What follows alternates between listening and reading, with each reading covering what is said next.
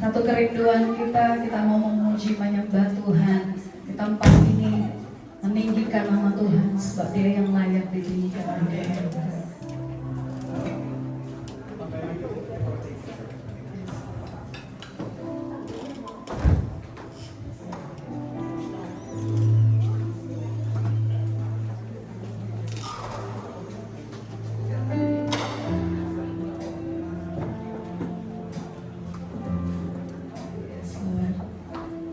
Mari sama-sama kita bersyukur, kita berdoa memohon kasih Tuhan. Bapa, kami bersyukur sore hari ini kami boleh datang Tuhan. Setiap keberadaan pribadi kami Tuhan, satu persatu Engkau yang tahu Tuhan. Kami mengucap syukur kalau kami mulai mengambil bagian, mengambil Tuhan tindakan, kami boleh datang ke tempat ini Tuhan. Untuk kami datang memuliakan Engkau, memuji-Mu ya Tuhan. Terima kasih buat kekuatan, kemampuan yang Engkau berikan buat setiap kami. Hari ini kami percaya setiap kami merindukan Tuhan, lawatan Tuhan terjadi buat kami Tuhan. Kami percaya Engkau hadir di sini memenuhi setiap kami. Engkau ada di sini ya Tuhan. Kami mau katakan kami mau bersyukur Tuhan.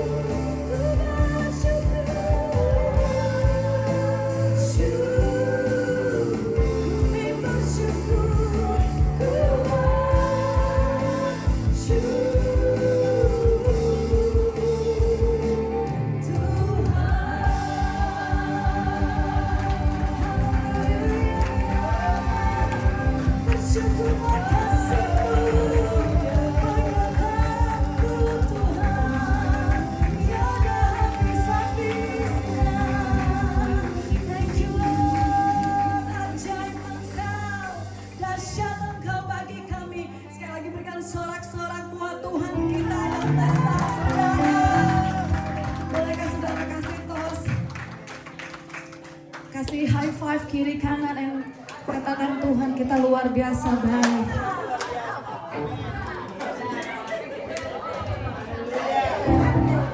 Dia ada di sini, amin. Dan dia siap melawan setiap kita yang mau buka hati. Just open your heart for him. Amin. Tepuk tangan bersama-sama dengan penuh sukacita, saudara. Yes, Lord. Kita mau bersama-sama menari sekarang. Gerakan badanmu ke kiri dan ke kanan. Haleluya. Angkatlah suaramu, puji dan serukan nama Yesus. Tangga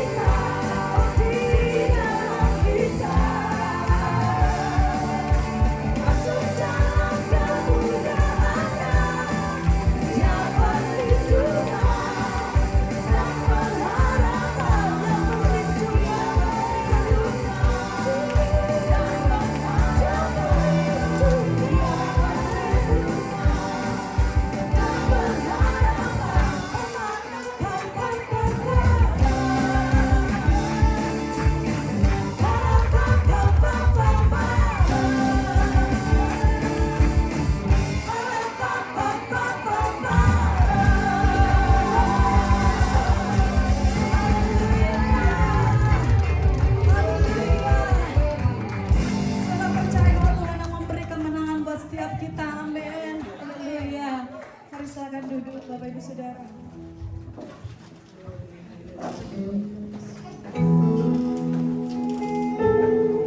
Terima kasih Tuhan. Kami tahu Tuhan Engkau yang membawa kami dari kemuliaan kepada kemuliaan. Dan daripada kemenangan kepada kemenangan yang ajaib. Yang kami percaya Tuhan. Kami mau berkatakan Tuhan berkat buat keluarga kami. Kami mau berkatakan berkat Tuhan buat setiap pekerjaan umat.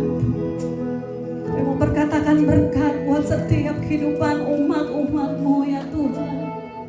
Oh Jesus, yes, ini kami Tuhan. Setiap kami di hadapan-Mu ya Tuhan.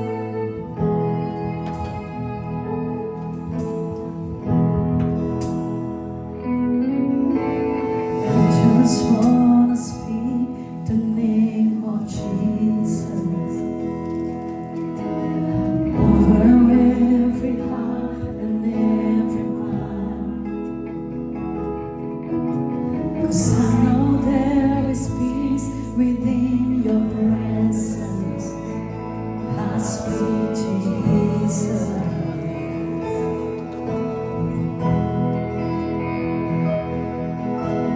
I just wanna speak the name of Jesus till every dark addiction starts to break. Declaring there is more and there is freedom. I speak Jesus.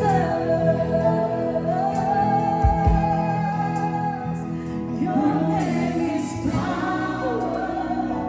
Your name is healing. Your name is life. Break every stronghold. Shine to the shadows. Burn like a fire.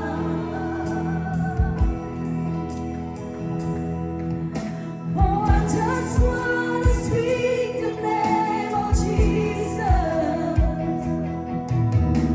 over good and all anxiety. To every soul captive by depression, I speak Jesus. 'Cause your name is power. Your name is power. Your name is healing. Your name is love. Break every stronghold. Break every stronghold. Shine to the shadows. Burn like the fire. Sampai kita berdoa, sampai coba sing this song. Your name is power. Your name is healing. Your name is life. Every stronghold. Shine to the shadows.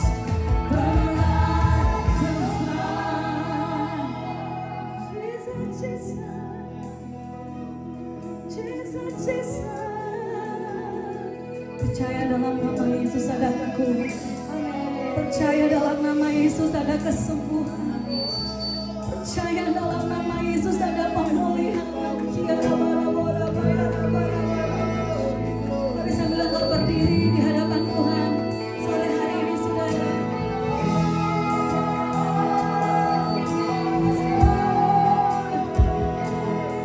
Shout Jesus from the mountain, Jesus in the street, Jesus in the darkness over every enemy. Jesus from my family, I speak the holy name, Jesus.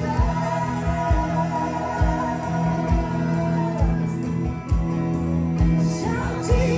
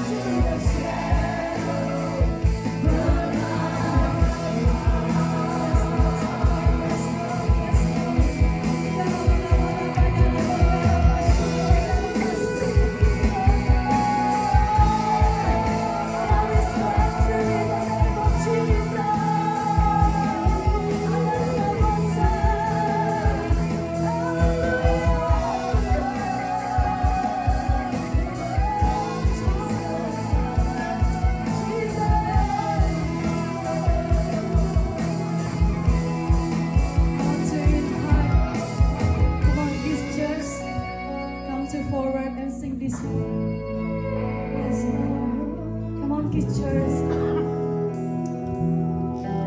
Let's come also forward. Yes, Lord, yes, Lord, yes, Lord. Your name is power. Your name is peace. Sing from your heart. Your name is love. There's power in the name of Jesus. Break every stronghold. Shine through the shadow.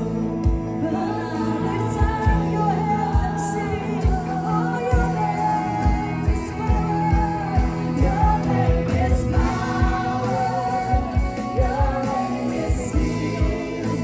Your name is love. Break every stronghold. Shine through the shadow.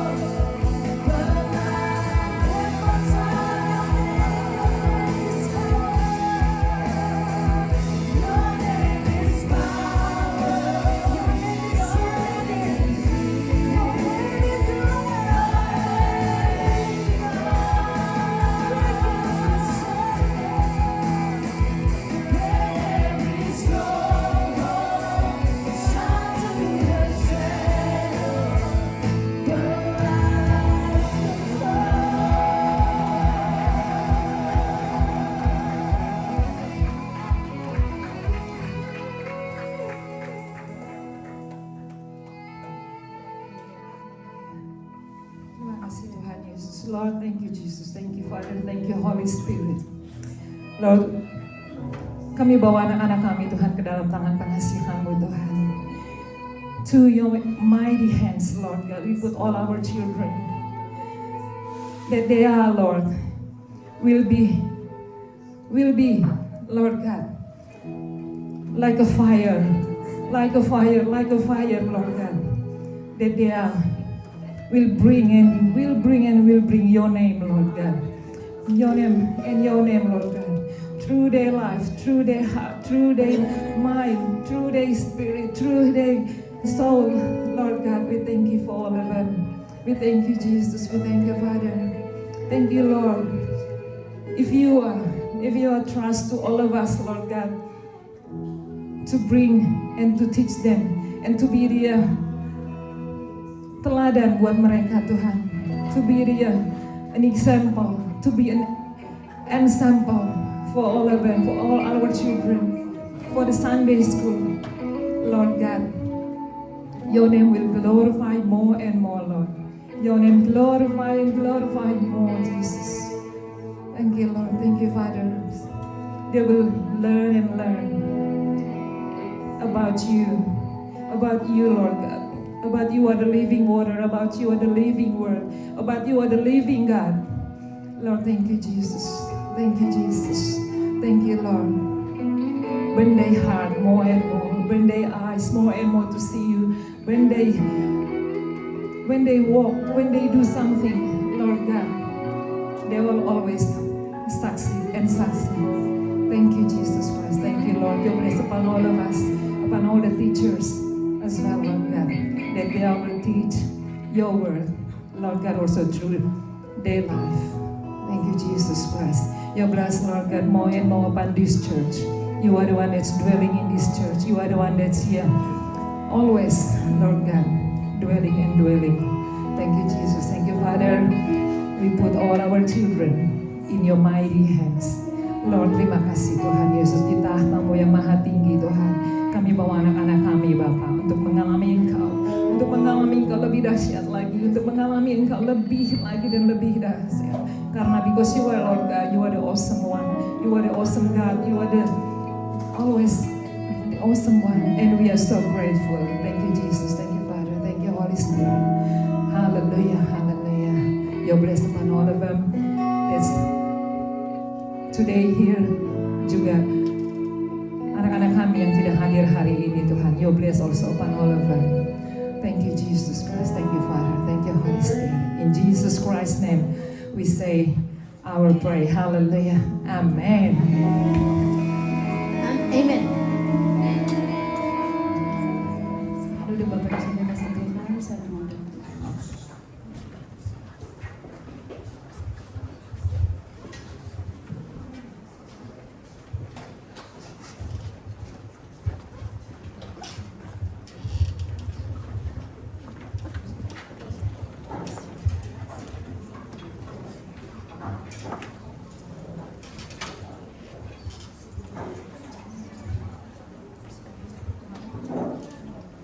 Saudara kekasih dalam Tuhan, mari kita persiapkan hati untuk mendengarkan firman Tuhan.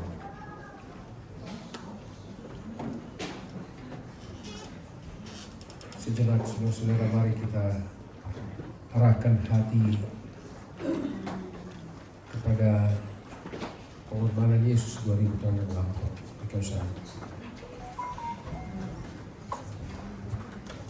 Pujian kita tadi mengajak kita untuk menyerukan nama itu, Yesus. Yesus nama yang berkuasa.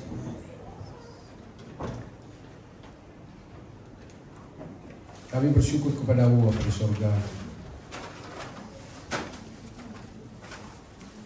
karena Engkau mengaruniakan kami Putra-Mu yang tunggal, Yesus Kristus, yang adalah Tuhan dan Juru Selamat kami.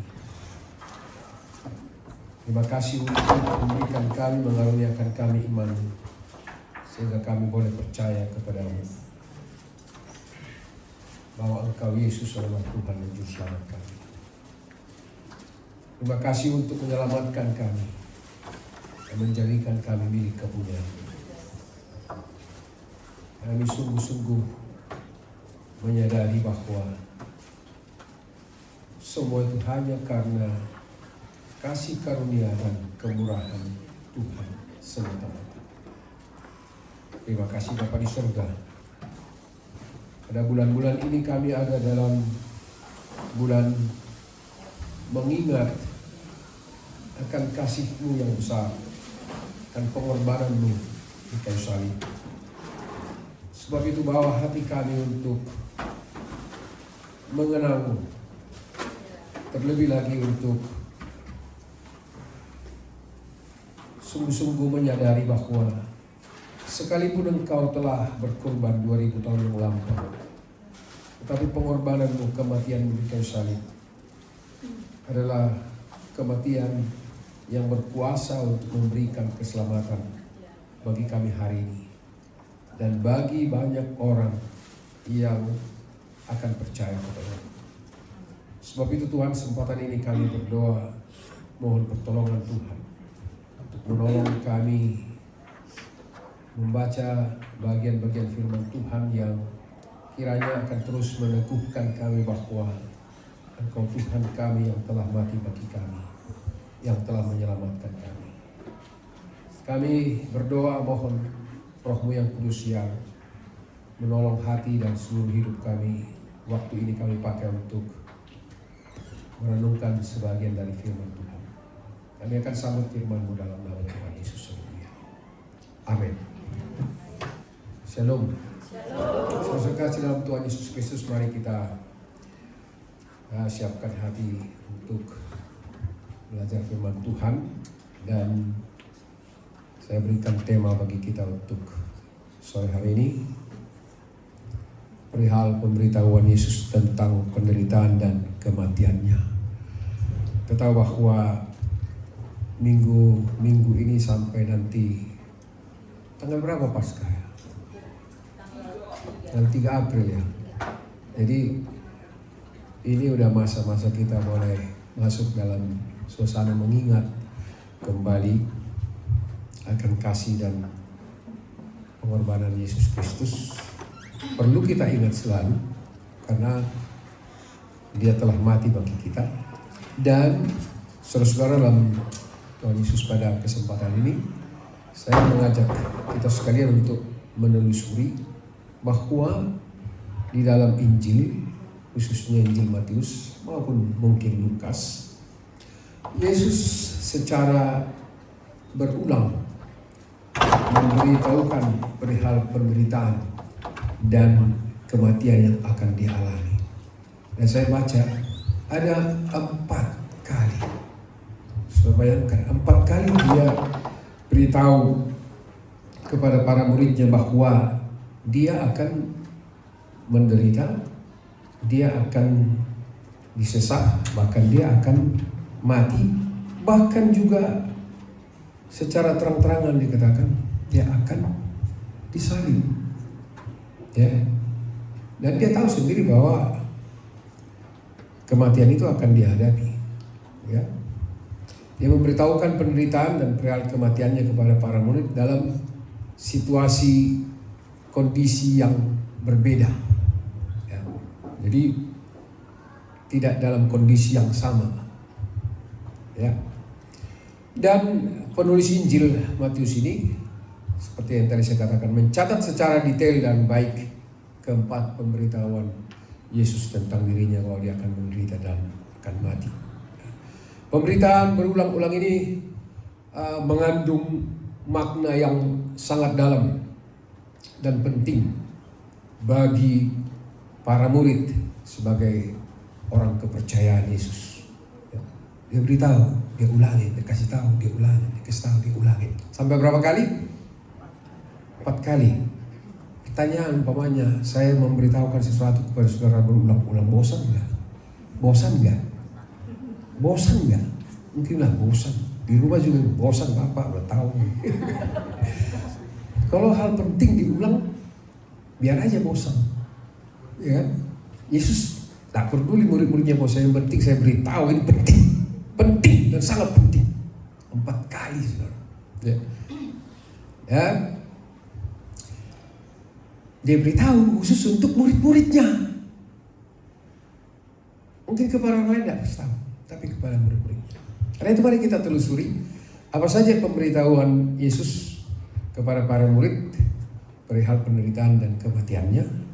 Pertama, mari kita lihat pemberitahuan pertama Yesus kepada para murid tentang penderitaan dan kematiannya dari Matius pasal 16. Gelap ya? Oh, nggak kelihatan. Oh, udah kelihatan ya. Pemberitahuan pertama Matius 16 ayat 21-22, mari kita baca bersama-sama. Ada pembacaan di situ.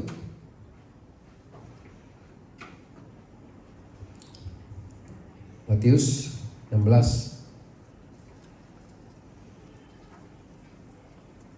ayat 21-22. Kalau sudah dapat, sama-sama kita baca 2-3. Sejak waktu itu Yesus mulai menyatakan kepada murid-muridnya bahwa ia harus pergi ke Yerusalem dan menanggung banyak penderitaan dari pihak tua-tua, imam-imam kepala dan ahli-ahli Taurat, lalu dibunuh dan dibangkitkan pada hari yang ketiga. Yang pertama, ia akan menanggung banyak penderitaan dari pihak tua-tua, imam-imam kepala dan siapa? Para ahli Taurat. Ini orang apa nih? Rohaniwan. Yang kedua, ia akan dibunuh. Yang ketiga, ia akan dibangkitkan. Ya. Saudara kekasih dalam Tuhan Yesus Kristus, pemberitahuan pertama ini ada hal yang kontradiktif dari pemberitahuan Yesus kepada para murid, khususnya secara khusus ya kepada Petrus. Ya. Di ayat sebelumnya saya ajak saudara melihat dulu Matius pasal 16 ayat 16 dan 17. Ya.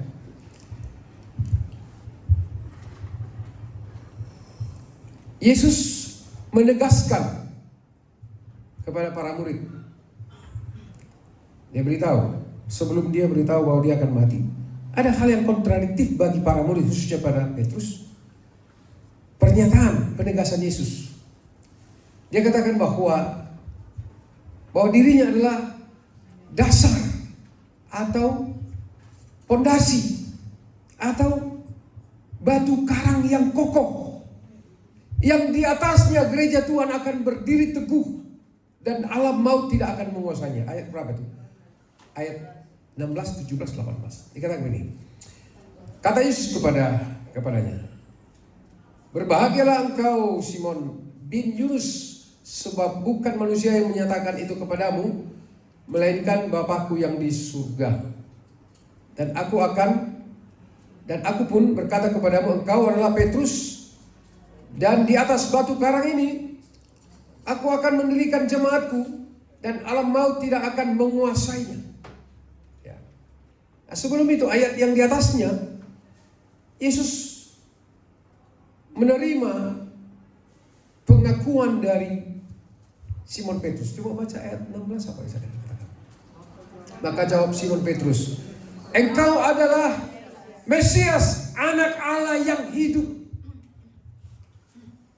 Ya, ketika Petrus mengatakan itu, baru Yesus mengatakan kepada Petrus ayat yang 17 tadi, berbahagialah engkau Simon bin Yunus, sebab bukan manusia yang mengatakan kepadamu, melainkan Bapakku yang surga. Ya, saudara, ini kan berita yang meneguhkan, yang menguatkan bagi para murid, secara khusus bagi Petrus, karena Petrus mendapat, boleh dikatakan ilhamkah atau ya suara roh yang mengatakan, Yesus engkau adalah Mesias, anak Allah yang hidup. Dan Yesus tidak menolak itu. Benar bahwa dia adalah Mesias, anak Allah yang hidup. Ya. Dan benar bahwa Yesus adalah batu karang yang kokoh, yang di atasnya gereja akan berdiri dan saat ini berdiri. Benar? Benar ya? Nah, kalau kita yang suka lagu-lagu lama, lagu-lagu himne itu, banyak lagu-lagu yang dikarang oleh para pengarang lagu yang katakanlah Alkitabiah ya. Bagus-bagus sekali lagunya ya. Contohnya dengan di atas Yesus karangku, aku berdiri dan teguh. Ada yang tahu? Dasar yang lain rebaruntuh. Sorry, ini orang Protestan asli, jadi tahu lagu-lagu enak sekali. Tapi itu adalah kebenaran dari pernyataan firman Tuhan ini. Ya. Yesus adalah batu karang yang teguh. Ya.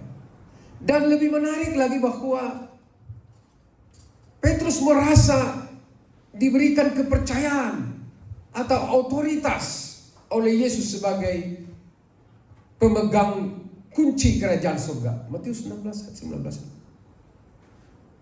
Kepadamu akan kuberikan kunci kerajaan surga. Apa yang kau ikat di dunia ini akan terikat di surga, dan apa yang kau lepaskan di dunia ini akan terlepas di surga. Itu sesuatu yang menyenangkan bagi Petrus dan bagi para murid, benar ya? Berita yang menggembirakan. Betul. Tetapi lihatlah kira-kira reaksi ketidaksetujuan Petrus kepada Yesus ketika Yesus memberitahu bahwa dia akan mati, akan menderita. Sebelumnya Yesus memberitahukan semuanya, berita yang baik, berita-berita yang sungguh luar biasa. Tetapi setelahnya mereka dengar berita kematian, maka Petrus bereaksi. Saudara, apa reaksinya? Coba lihat Yohanes Matius 16 ayat yang ke-22.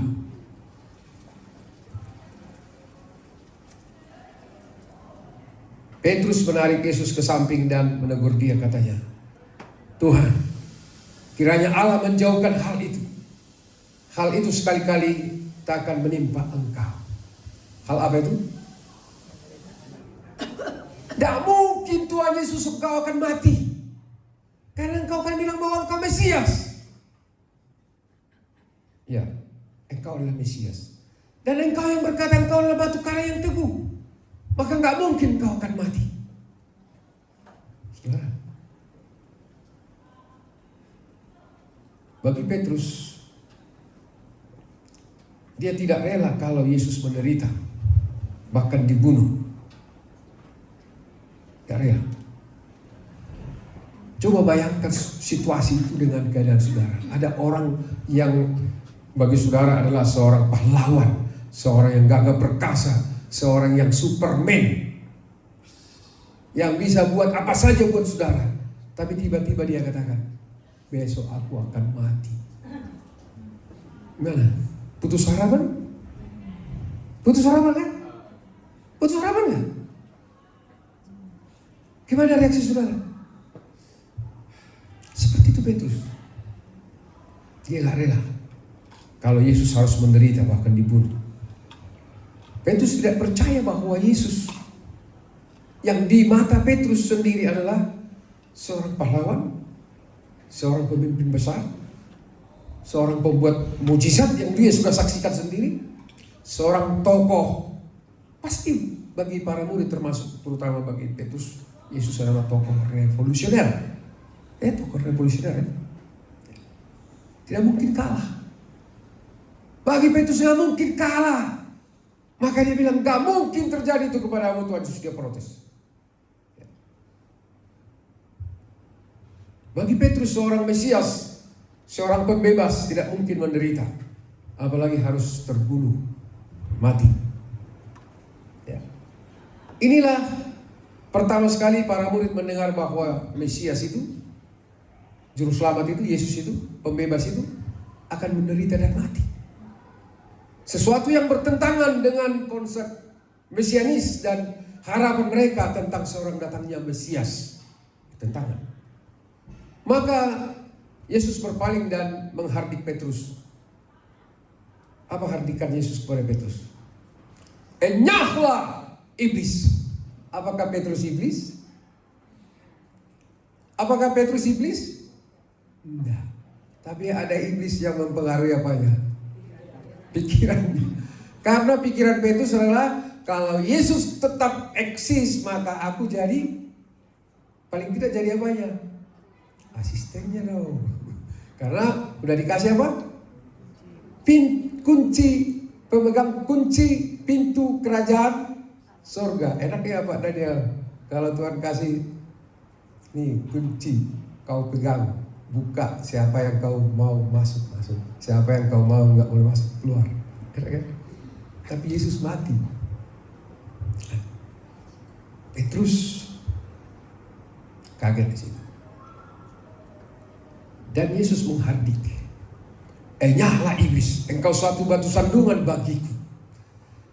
Sebab engkau bukan memikirkan apa yang dipikirkan Allah, melainkan apa yang dipikirkan manusia. Ini catatan bagi kita bahwa kebenaran ini mengingatkan setiap orang percaya, termasuk saya dan saudara, supaya selalu menselaraskan apa? Pikiran kita dengan pikiran Kristus. Saudara yang tahu pikiran saudara, selaraskah dengan kehendak Tuhan atau enggak? Petrus jelas menyatakan ketidakselarasan pikirannya dengan kehendak Yesus. Maka dia tarik Yesus ke samping. Gak mungkin terjadi itu kepada Yesus. Tapi Yesus menghardik dia. Iblis, anyahlah. Kau memikirkan pikiran manusia, tidak memikirkan perkara-perkara dari Allah. Catatan bagi kita, jangan biarkan iblis mengontrol dan menguasai pikiran saudara. Tidak bermaksud menghakimi, tapi saudara yang tahu. Amin. Saudara yang tahu. Saya juga selalu berusaha, Tuhan, Engkau kenal pikiranku, luruskan kalau salah, selaraskan kalau bengkok, bawa balik kalau berbalik atau kalau berlawanan arah dengan pikiranmu. Benar? Yang kedua, kita lihat pemberitahuan kedua Yesus perihal penderitaan dan kematian yang akan dihadapi. Matius 17 ayat 22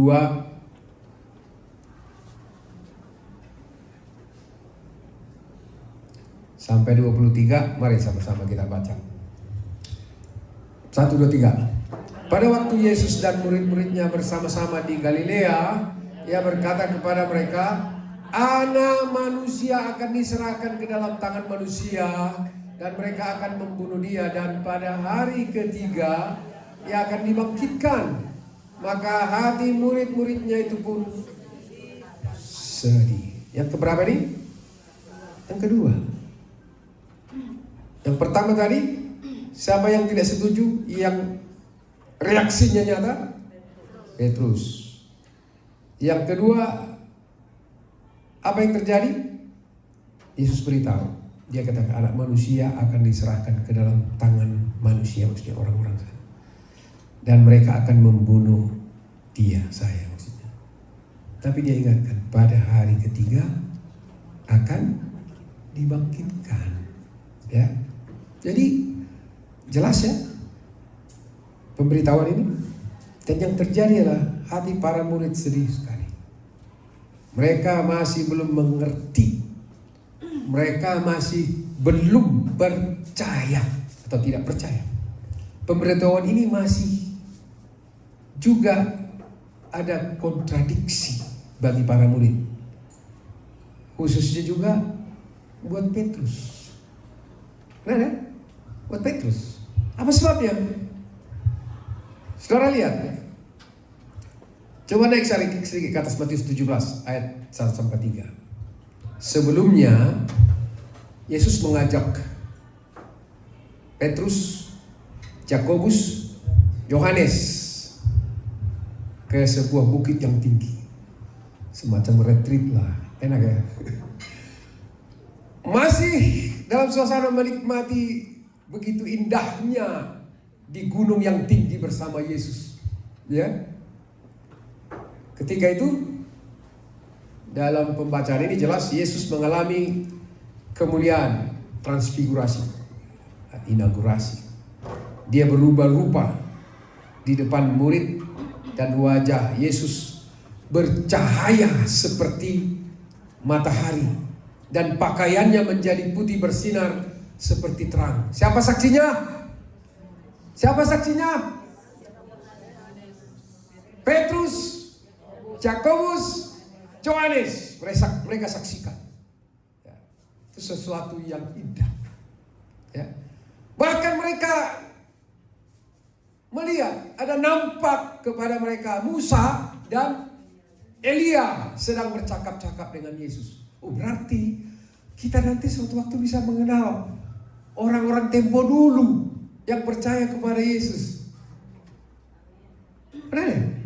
Murid-murid melihat. Petrus, Yakobus, Yohanes melihat Yesus bersama-sama dengan Musa dan Elia bercakap-cakap. Berarti bisa satu waktu mengenal orang-orang percaya. Tapi ini pertanyaan Iseng. Siapa yang akan saudara cari untuk mau lihat dan bertemu di surga satu waktu ketika saudara sampai di surga? Yang saudara mau cari dan berjumpa dengan dia. Siapa? Kalau Ibu Ruth bilang Paulus, kenapa Bu? Ada alasannya? Oke, Paulus. Siapa lagi yang lain-lain? Siapa yang mau ditemuin? Adam. Mau cari Adam? Gampang mau cari Adam. Lihat yang tidak ada pusarnya, itu Adam. Benar ya? Terima kasih Pak, cari Adam dia. Saya mungkin mau cari siapa ya? Tanya Pak Abraham, mana kau Pak Abraham? Ya. Jadi luar biasa nih. Loh, mereka baru dari gunung. Mereka masih jumpa. Mereka lihat Yesus berubah muka. Nah, saudara sering mendengar lagu-lagu yang diciptakan dari ayat itu ya. Ada yang pernah tahu lagunya? Ku ingin tetap di sini, menikmati baik-Mu. Ku ingin tetap di sini dan memandang indah wajah-Mu. Indah sekali dalam hadirat Tuhan. Itu suasana yang dialami oleh Petrus, Yakobus, Yohanes. Sinar kemuliaan-Mu Bapa menerangi di sekelilingku. Ku rasakan hadirat-Mu, Kau tenggelamkan jiwaku. Ku ingin tetap tinggal bersama-Mu. Kira-kira seperti itu Petrus, Yakobus, Yohanes. Mau tinggal tetap bersama-Mu Tuhan. Masa ia mau mati? Esoknya Yesus kasih tahu, aku akan menderita. Bagi mereka itu kontradiksi. Mereka sudah melihat muka dengan muka Yesus yang berubah wajah, yang penuh kemuliaan. Mereka lihat Musa dan Elia. Dan lagu yang lain apa? Bertemu muka dengan muka, tenggelam di dalam kasih-Mu Bapa. Oh Tuhanku, rindukan selalu diam dalam bait-Mu. Itu nikmat. Tapi Yesus besoknya setelah turun, dia bilang, ada ayat 17, coba dia bilang, ada itu ya. Ada enggak ayat 17 itu? Apa yang Yesus katakan? Ayat 17 kan? Di pemberitahuan Yesus, jangan kasih tahu ya. Dalam pemberitahuan kedua, nanti ayatnya udah. Setelah mereka turun dari gunung itu, Yesus bilang, jangan kasih tahu ada orang lain. Coba saya lihat dulu ya. Ini menarik sekali.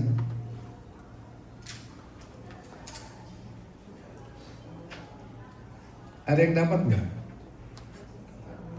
Ayat 9. Pada waktu mereka turun dari gunung itu, Yesus berpesan kepada mereka, jangan kamu ceritakan penglihatan itu kepada seorang pun sebelum Anak Manusia dibangkitkan dari antara orang mati. Gak usah kasih tahu. Bingung lagi mereka. Ini apaan ini? Sebelum Anak Manusia dibangkitkan dari antara orang mati. Ya. Jadi ini kontradiksi bagi para murid.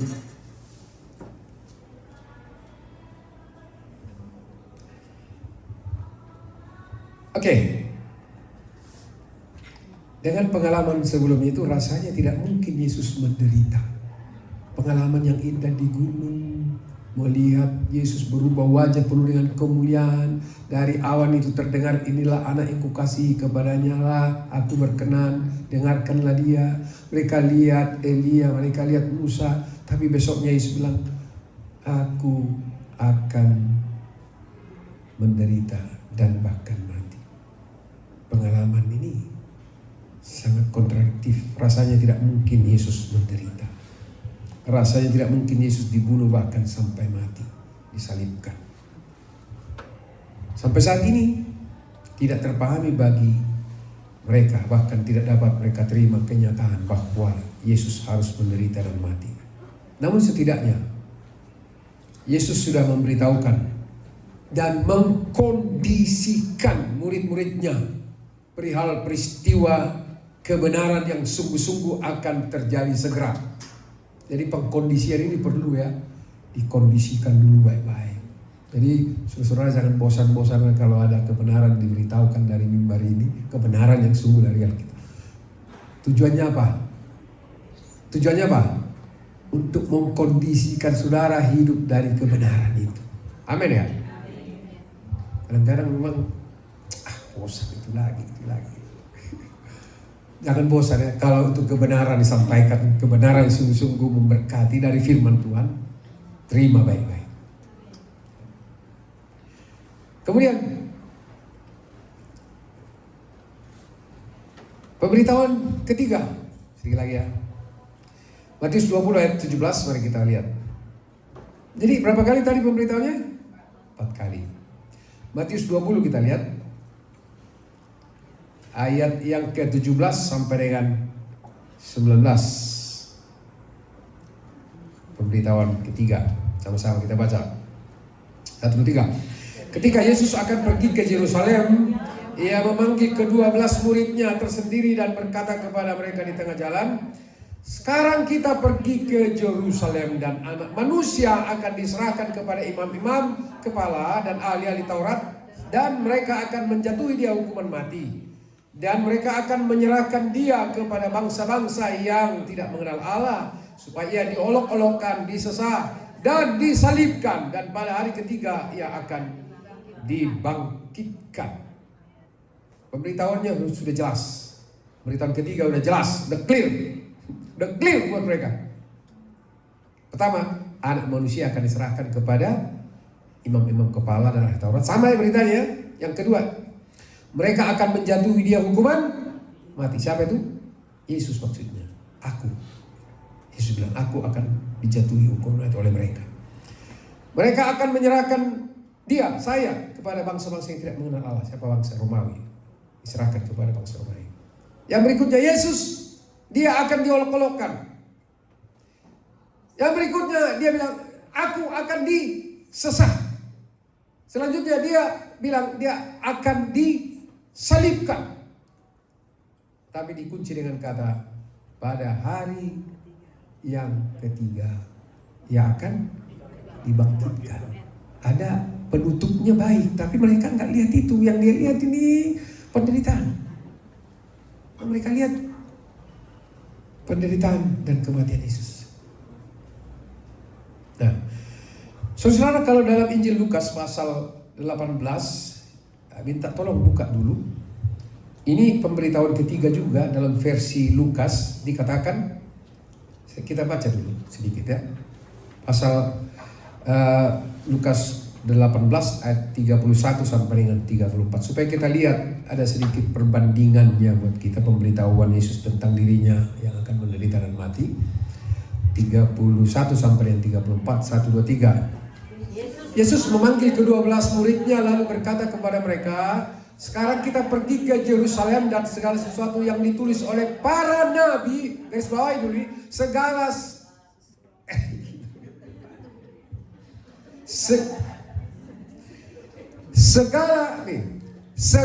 sesuatu yang ditulis oleh para nabi mengenai anak manusia akan digenapi. Jadi itu adalah ketika Yesus memberitahukan pemberitahuan penderitaan ketiga ini memasuki Yerusalem, segala sesuatu yang ditulis oleh para nabi mengenai anak manusia akan digenapi. 32. Sebab ia akan diserahkan kepada bangsa-bangsa yang tidak mengenal Allah, diolok-olokkan, dihina dan dijatuhi.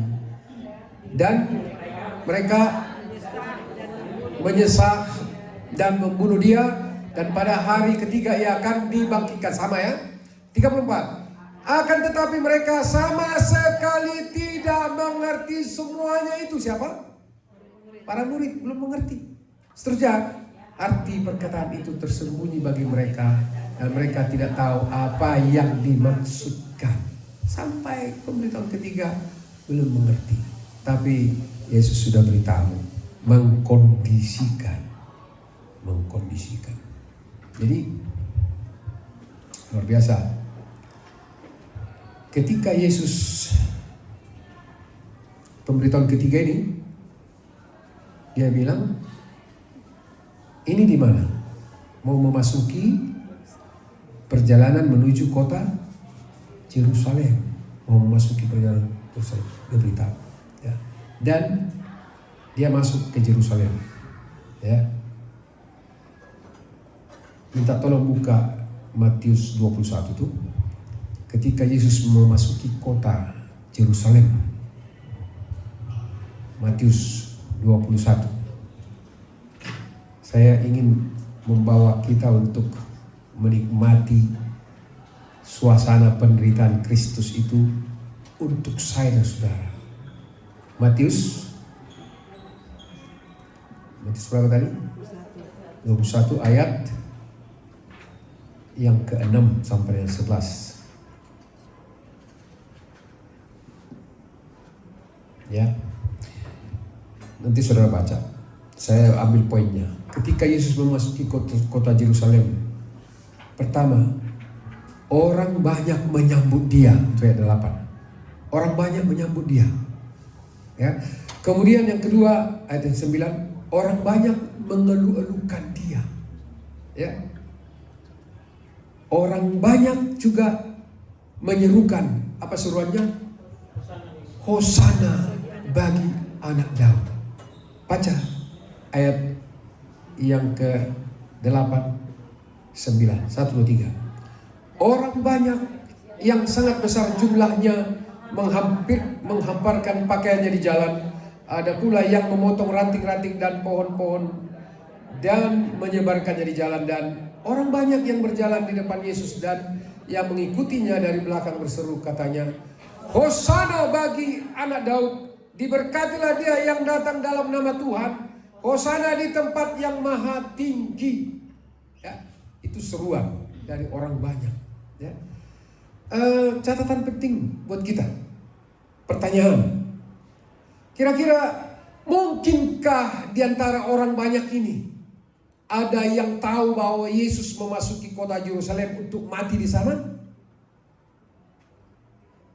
Coba saya jawab atau saudara jawab. Apa jawaban saudara kira-kira? Mungkin gak di antara orang banyak yang berseru tadi itu ada yang tahu bahwa Yesus memasuki kota Yerusalem untuk mati di sana?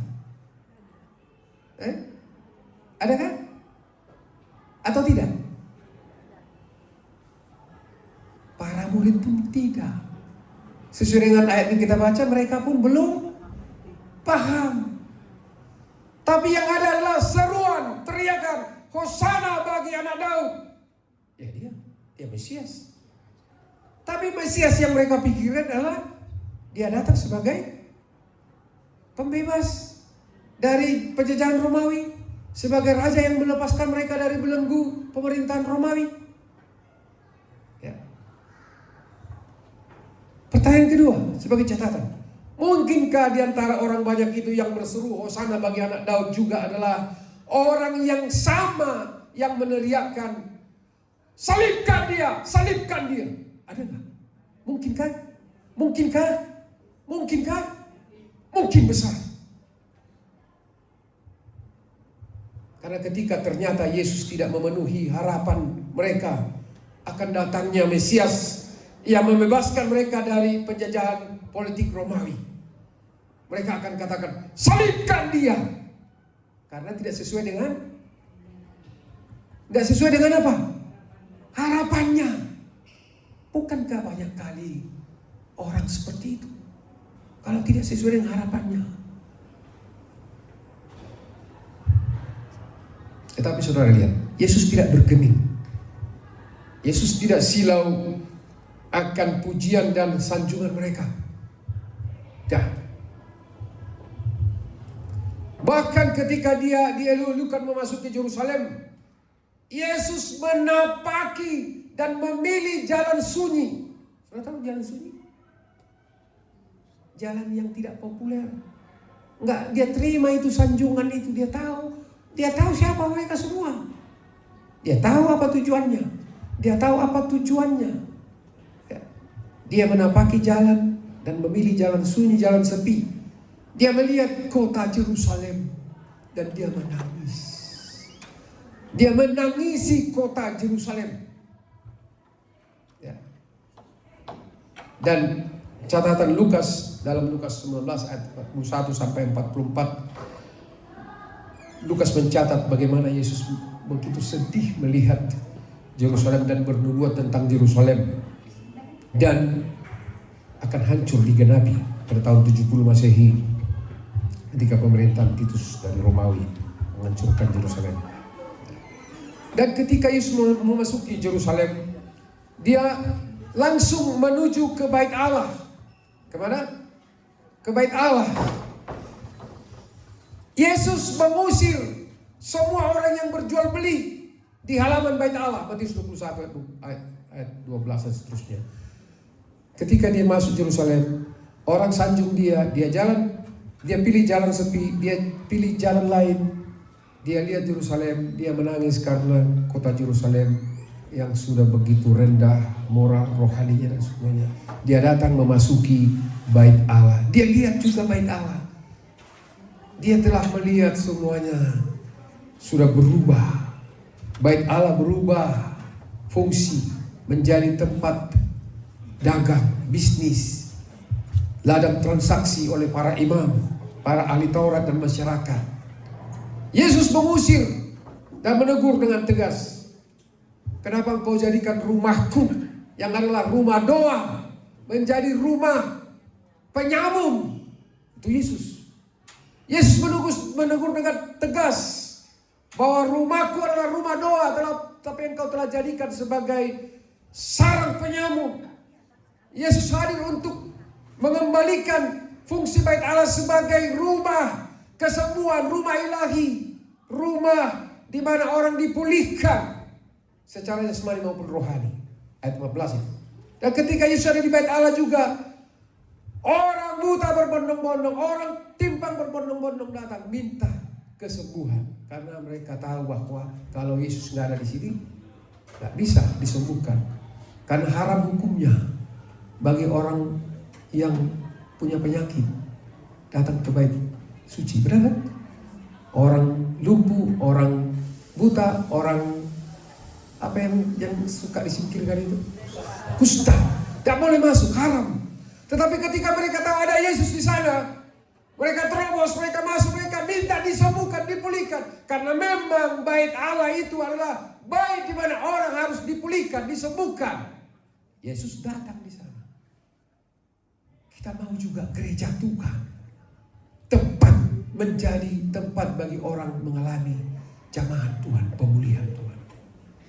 Dan Yesus juga tegur para imam ahli Taurat, engkau telah jadikan rumahku rumah sarang penyamun dan seterusnya. Dan rumah ini, rumah Tuhan ini harus dijadikan sebagai rumah pujian dan penyembahan.